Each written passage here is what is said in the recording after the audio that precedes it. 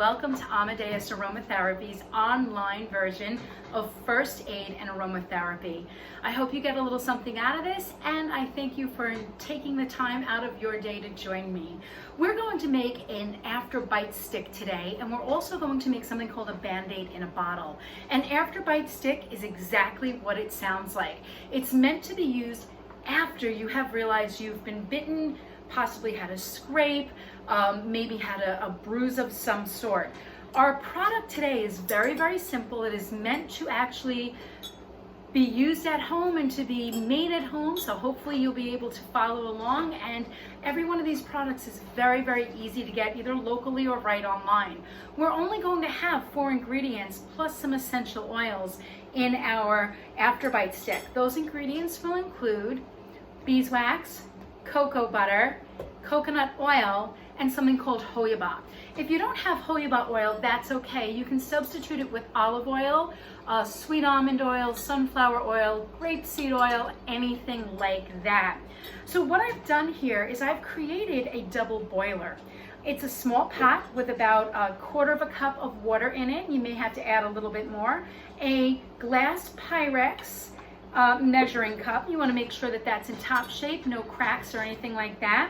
And then I also have a stirring rod. In this case, it's glass. You can use simply a spoon right from your kitchen cupboard. You do not need to go and get any kind of glass stirring rods. Okay, you don't want to use wood because the oils will actually cling onto the wood and you'll lose products. So you always want to make sure you're either using a glass stirring rod or a silver spoon. All right, right from your, it doesn't have to be real silver. Anyway, let's get going. What I've done here is I've already melted down my beeswax, my coconut oil, and my jojoba. And I'd like to spend a second just talking about what those products are. So beeswax is going to form the shape of my product. In this case, I'm going to be putting your after bite sticks into lip balm tubes. And this you can get online anywhere. Go right onto Amazon, SKS Packaging, anything like that. And you can even put this in a small Tupperware container, anything that you can put a top on. Little tins, anything like that.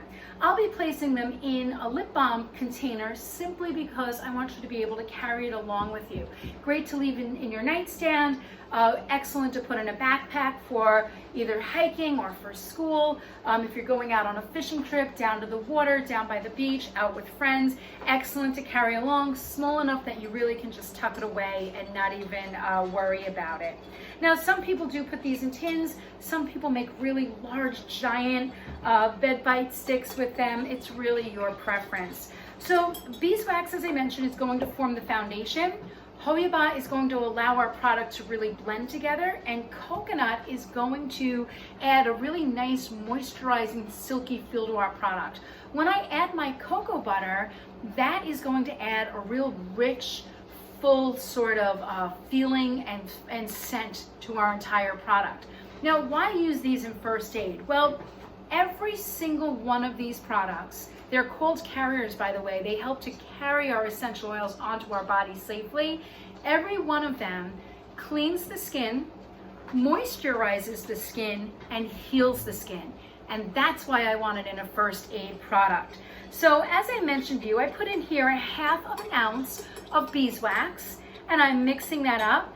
Then I added 1/2 ounce of jojoba, and I just simply have heated this up and I'm mixing it through. I have 1/2 ounce of coconut oil.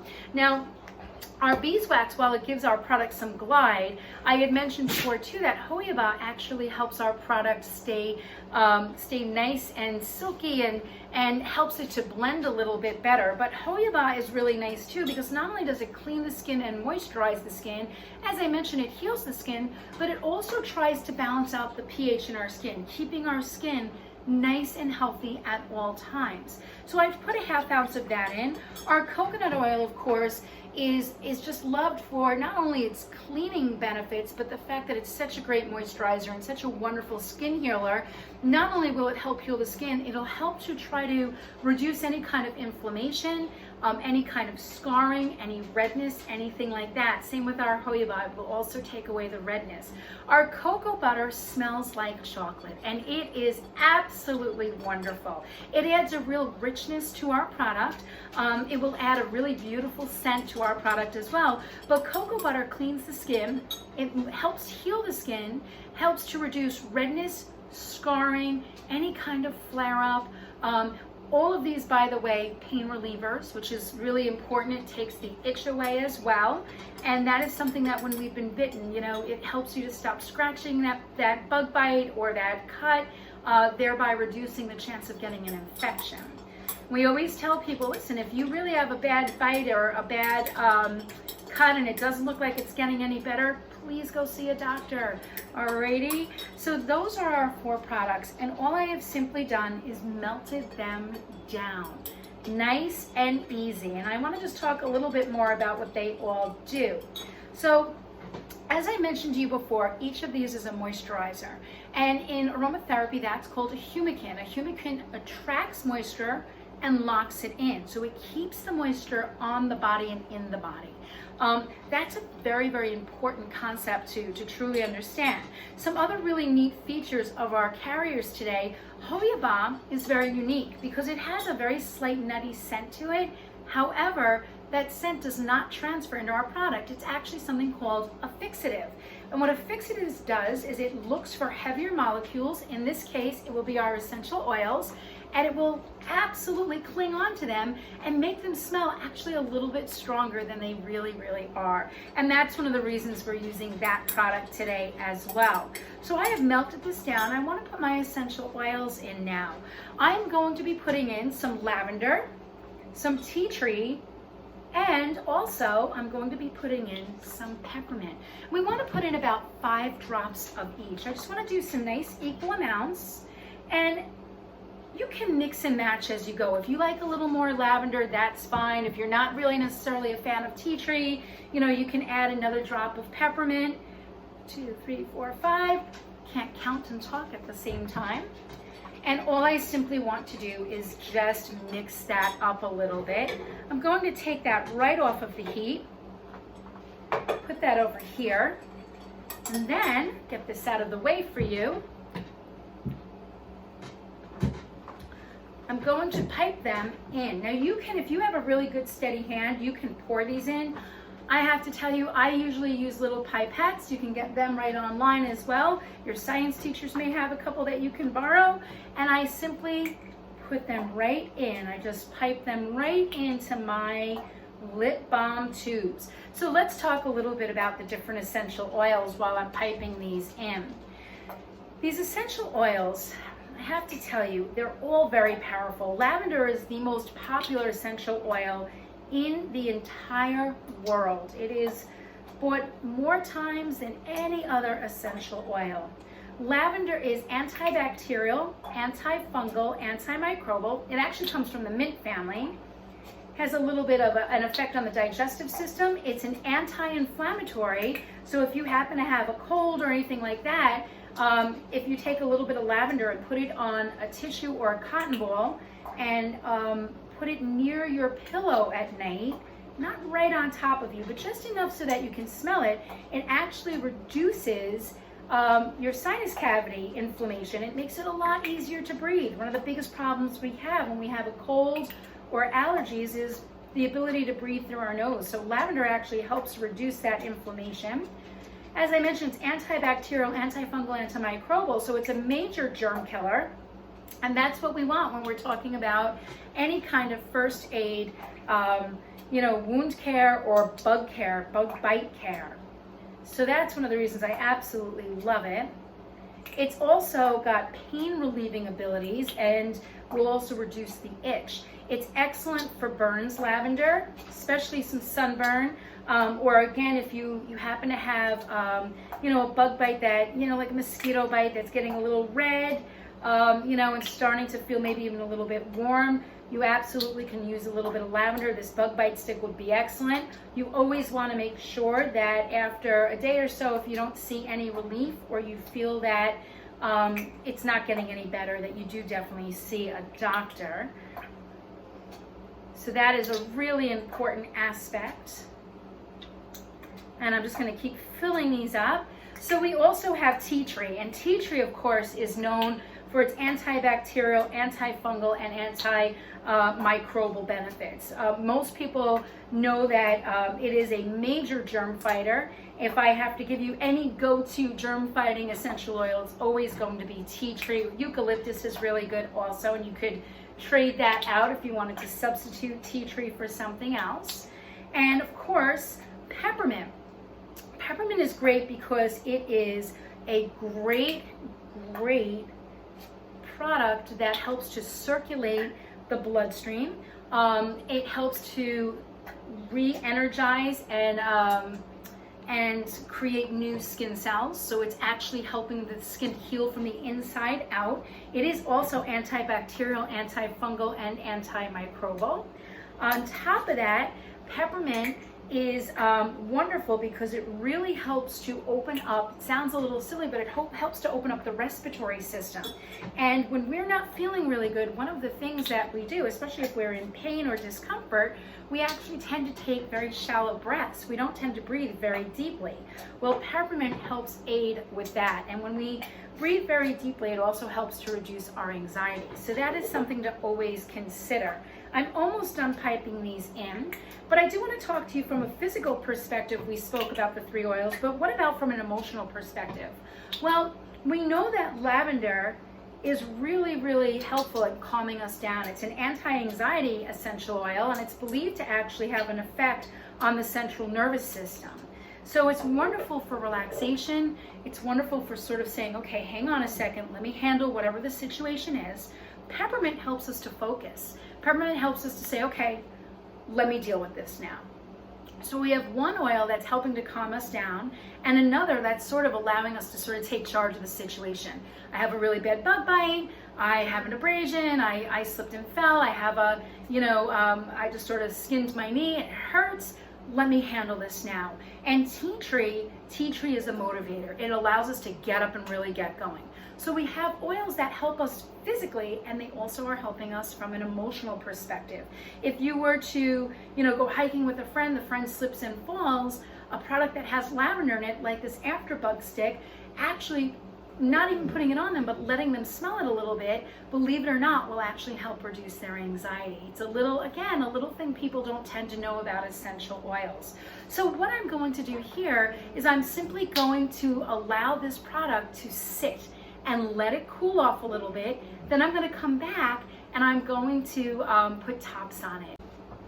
Welcome back to the next segment of our program, First Aid and Aromatherapy. I'm Tara Pensky, co-owner of Amadeus Aromatherapy. We've already made our lip balm after bite sticks that we're going to use for aftercare for bug bite, and these are still cooling, so I'm going to leave them off to the side to continue to allow them to cool. The next product that we're going to make will actually be a spray, and this is called Band-Aid in a bottle, and it's extremely easy to make. We always recommend that you use some kind of dark spray bottle. Ours happens to be blue. It is the color of Amadeus Aromatherapy. I'm throwing bottles around here. You can get these in brown and green.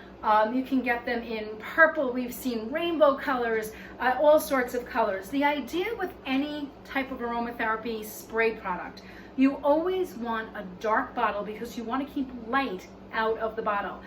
Essential oils and sunlight don't really mix very well, and your oils will actually go bad very quickly. So that is something to keep in mind.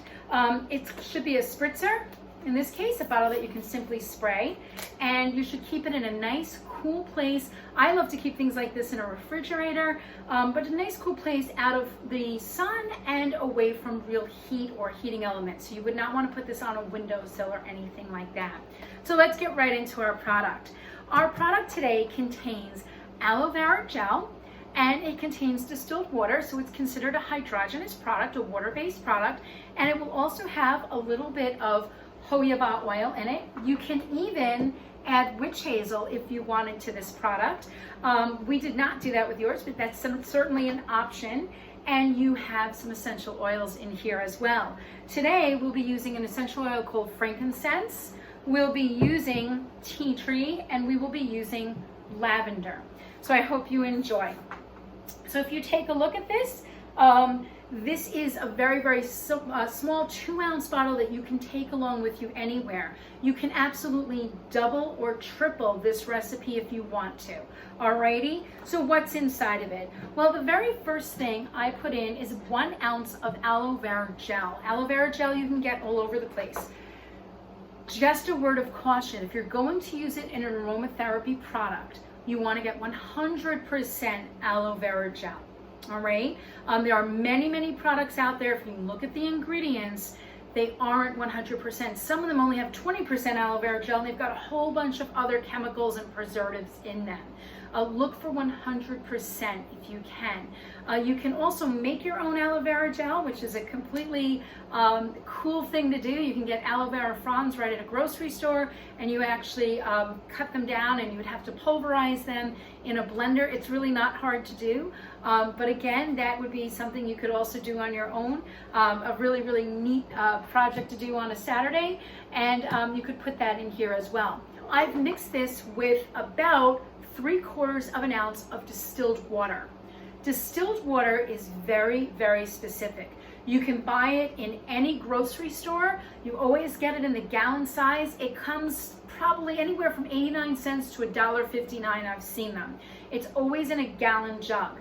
You want distilled water because the tap water and even water, bottled water that you'll get at the grocery store, even if it's spring water, has naturally occurring minerals and metals in them. And while they don't harm our body, they do not interact well with essential oils. So distilled water is the way to go. It's already had those metals and minerals taken from them, and the essential oils work very well with it. So please keep that in mind. Any aromatherapy product that requires water at all, it has to be distilled water, or your product will not smell very good.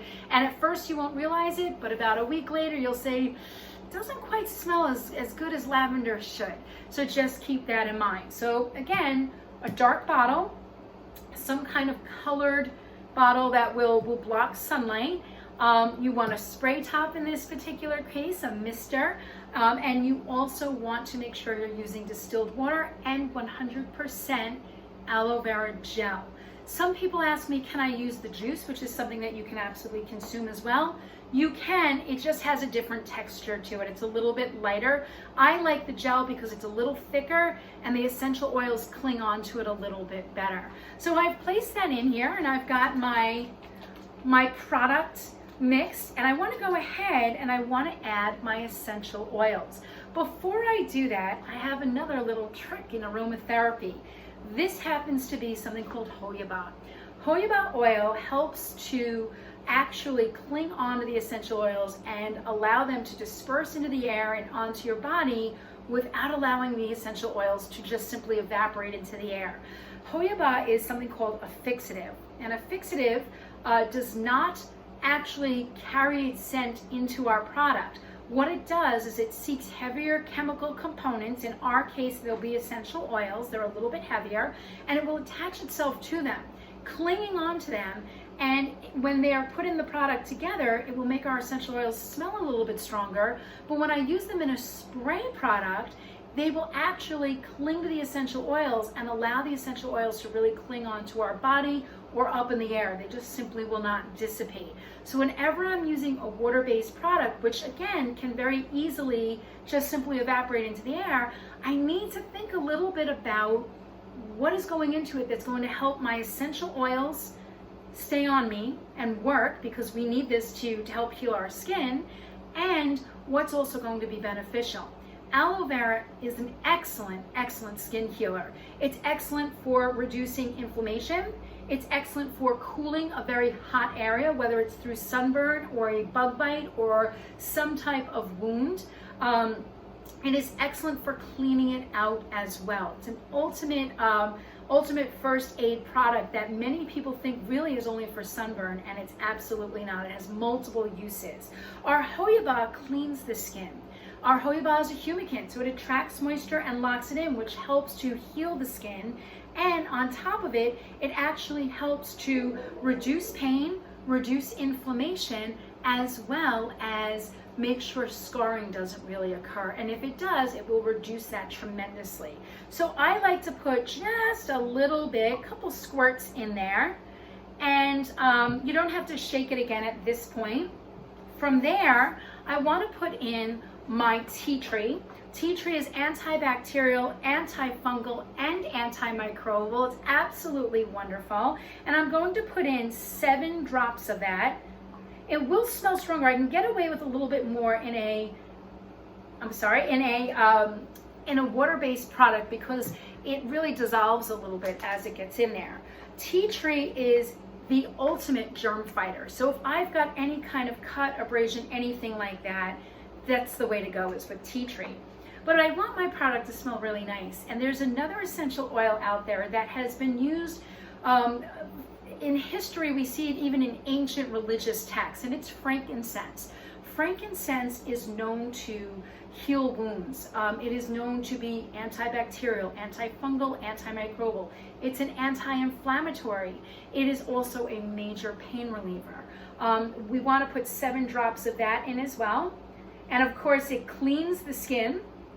So you see the commonality among all these products today. The idea here is to clean the skin, to get out any kind of germs, dirt, and toxin, and to allow it to heal safely. The last of our essential oils for this product will be lavender. Lavender is, again, the #1 sold essential oil in the entire world.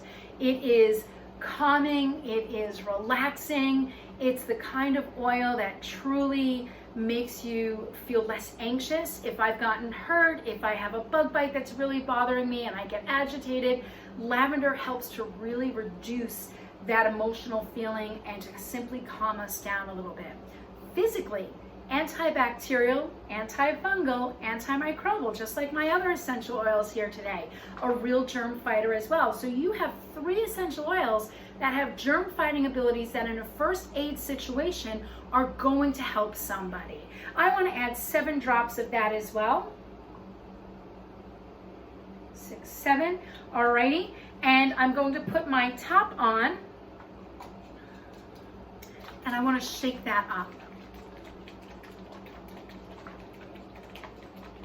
All right, when I go to use this, again, I love to keep this in a refrigerator, but if I'm going for a hike, if I'm going to the beach or anything like that, you know, even just for a walk around, I will bring this with me. Sometimes, of course, if I don't have it with me and I scrape myself gardening or whatever, I come in, clean the area. I always tell people, even though you have germ-fighting oils and whatnot in here, if you can get to a sink and use a little bit of soap and water, that's a great start. And if you can't, that's okay, because this will work for that as well. All I want to do is go to a cut, a bruise, some kind of bite, and I want to simply squirt that on.